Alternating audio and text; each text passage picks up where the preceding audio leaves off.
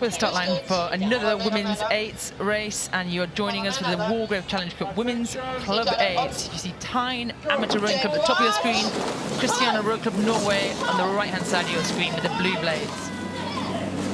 The form book would suggest that Christiania, as they're a selected crew, you could be favoured here, but Tyne absolutely having none of that. The crew's neck and neck as they go up the island, and now further down the course as we're playing catch-up.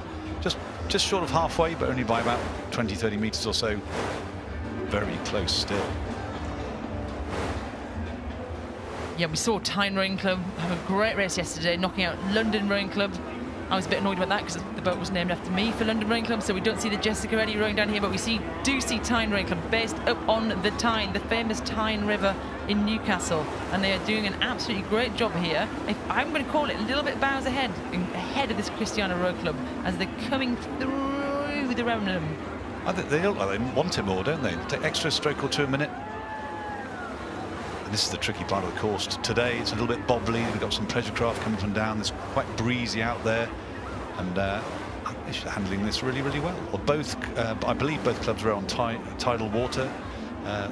Tyne Row just to the west of Newcastle. Newburn, isn't it? And Newburn, I know it well, Jim. I've trained there a lot of my life, being from Durham myself, but I've called this a little bit early because the Christiania Rowing Club have actually come back on the Tyne rowers. What have they got in response here through the middle of this course? Interesting, isn't it?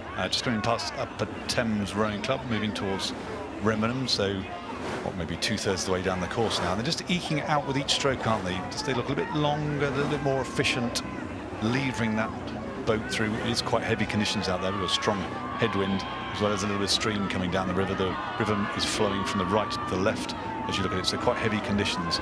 They seem to be just making the most of it, squeezing away. And as you look at this shot in the background, you see that line of trees, and that's a quite quiet part of the course, maybe 200 metres or so, where some crews can get lost. You have to be really, really focused and make sure you stick to your discipline. The water can be quite bobbly here, the wind's swirling around. It's one of the widest parts of the course, so the wind has the biggest effect, and they seem to be coping better with it.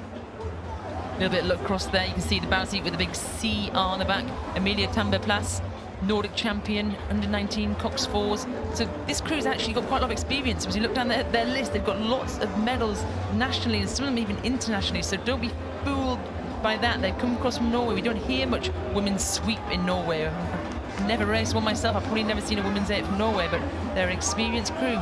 As we see the powering back there of Anna Coley, the bow seat of the Tyne. Look at this race. They're not letting them go. Neither crew is broken. I think Tyne have actually closed the gap. It's about half a length now. It wasn't 3/4, edging out towards a length of Remenham. So the last 200, 250 metres, that quiet part of the course, I think Tyne put a push in, and they've taken some of the lead of Christiania's back. I love that shot down the boat. All 8 athletes moving in a synchronised way. That boat cleaving through the water, that V-shaped wave coming off the bow.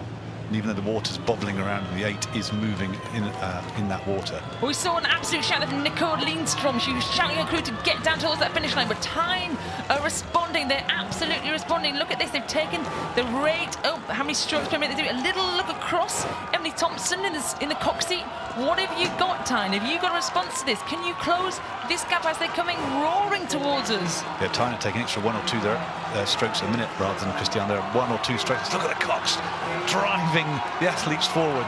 Both really want this. It's close now, really, really close. If anything, Tyne is squeezed. I think it's deceptive, isn't it? But it's neck and neck at the moment in the last maybe 15 strokes. Tyne are moving, Jim. They've absolutely just moved, and they've just squeezed past. They're going to shout a babble. I think Duck's going to move out of the way. Look at that. I think Tyne, they've broken them. They've moved through Christiania Roklub. What a response as they came into the enclosures. Would you even imagine it? I've not seen it. I thought the Christiania Roklub had got it, but Tyne had a little sparkle in their eye. Away the lads. They had to go for it, and they absolutely have torn these last 200 metres apart.